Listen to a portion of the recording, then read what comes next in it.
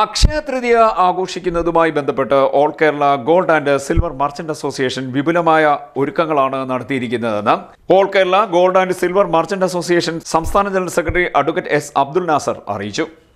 കേരളത്തിലെ സ്വർണ്ണ വ്യാപാരികൾ അക്ഷയ തൃതീയ വരവേൽക്കാനായി ഒരുങ്ങിയിട്ടുണ്ട്. പരമ്പരാഗതമായ ഉത്സാഹത്തിമിർപ്പോടെയാണ് കേരളത്തിലെ സ്വർണ്ണ വ്യാപാര മേഖലയിലേക്ക് ഉപഭോക്താക്കൾ ഒഴുകിയെത്തുന്നത്. 12,000-ഓളം സ്വർണ്ണ വ്യാപാരികൾ മുന്നൊരുക്കം നടത്തിയിട്ടുണ്ട്.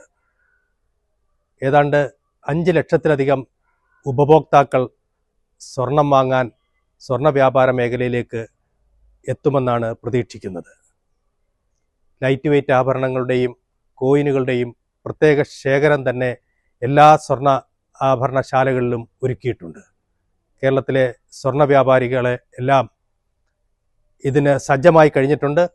എല്ലാ ഉപഭോക്താക്കളെയും അക്ഷയ തൃതീയ നാളിൽ സ്വർണ്ണ വ്യാപാര മേഖലയിലേക്ക് സ്വാഗതം ചെയ്യുന്നു. കേരളത്തിലെ എല്ലാ സ്വർണ്ണ വ്യാപാരികളും അക്ഷയ തൃതീയ ആഘോഷത്തിൽ പങ്കാളികളാകുന്നുണ്ട്.